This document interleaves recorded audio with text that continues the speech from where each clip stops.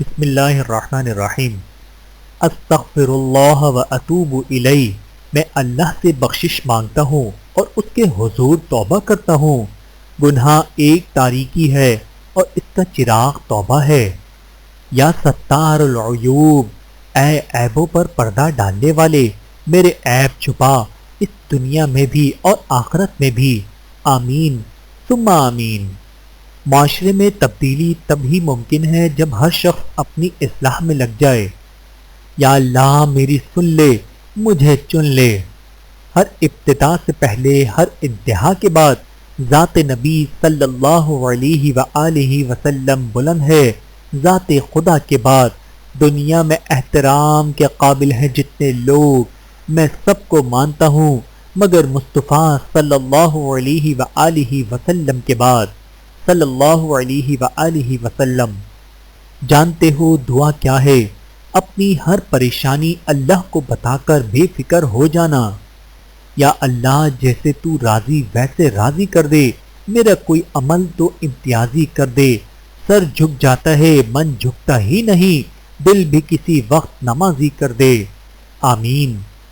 دعا کی قبولیت آواز کی بلندی نہیں بلکہ دل کی تڑپ کا تقاضا کرتی ہے، کیونکہ دعا صرف الفاظ کا مجموعہ نہیں بلکہ روح کی طلب و کیفیت کا نام ہے۔ حاصل کو تقسیم کرو، عطا کی بارش ہوگی۔ انا کا محور غرور ہے ہستی، خودی کا محور خدائے حق ہے۔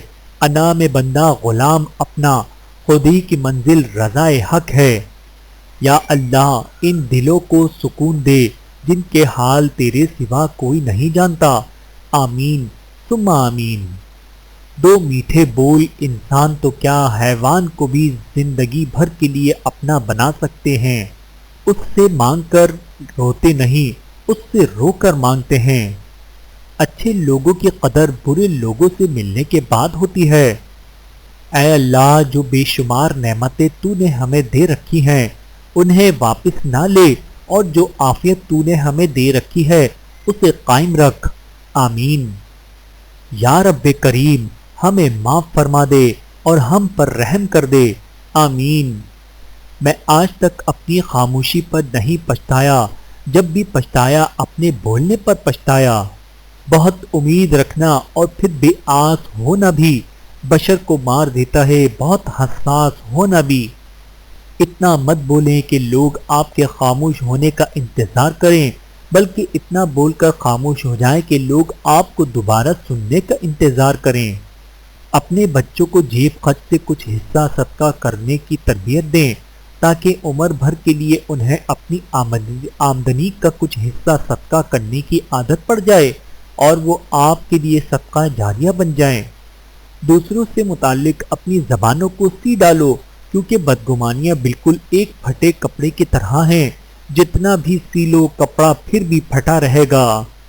وہ چائے رکھی ہے ٹیبل پر، اتوار پرانے لے آؤ، ہم کہہ دیں گے آج چھٹی ہے تم یار پرانے لے آؤ۔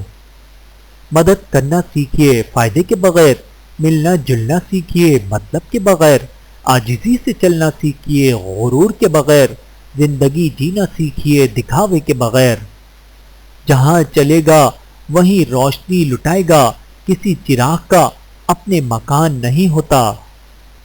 جو نظم و ضبط ہم نماز سے سیکھتے ہیں اس کا عملی مظاہرہ ہمیں مسجد سے باہر عام زندگی میں بھی کرنا چاہیے۔